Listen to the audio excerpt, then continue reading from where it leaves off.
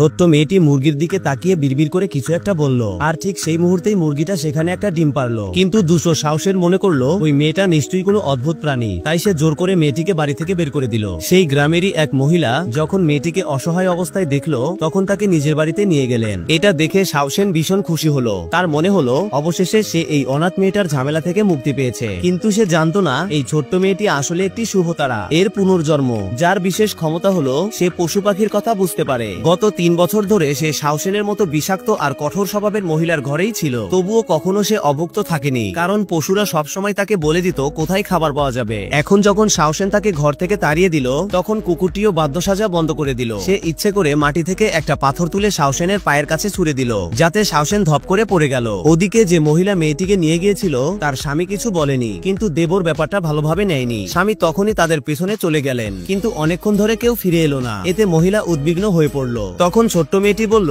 আমি জানি কিভাবে তাদের খুঁজে বের করতে হয়। সে গাছের ডালে বসে থাকা এক পাখিকে জিজ্ঞেস করলো। সবাই ভাবলো ওই পাখি নিশ্চয়ই কিছু বলতে পারবে না, কিন্তু কিছুক্ষণ পর মেয়েটি উঠোনে ফিরে এলো আর দেখলো সেখানে সেই ছোট্ট ছেলেটি দাঁড়িয়ে আছে। কিন্তু সেই ছেলেটি মেয়েটিকে মোটেই পছন্দ করে না। এটা দেখে মেয়েটি কুকুরটিকে বলল, ডিমটা নিয়ে আয়। কুকুরটি তৎক্ষণাৎ ডিম নিয়ে এলো আর মেয়েটি সেটা পরিবারের হাতে তুলে দিল। বহু বছর ধরে ভালো খাবারের অভাবে থাকা মানুষগুলো ডিমটা দেখে লোভে পড়ে খেয়ে ফেললো। ছোট্ট মেয়েটি তাদের অবস্থা দেখে বুঝলো এই পরিবারটা ভীষণ কষ্টে আছে। সে তখন ঠিক করলো বাড়ির লোকটার ফুসফুসের অসুখটা সে সারিয়ে তুলবে। তখন কুকুরটি জানালো পাহাড়ের পেছনের উপত্যকায় এমন একটি ঔষধি গাছ আছে যা ফুসফুসের অসুখ সারায়। এটা শুনে ছোট্ট মেয়েটির সাথে সাথে দৌড়ে গেল সেই গাছ খুঁজতে।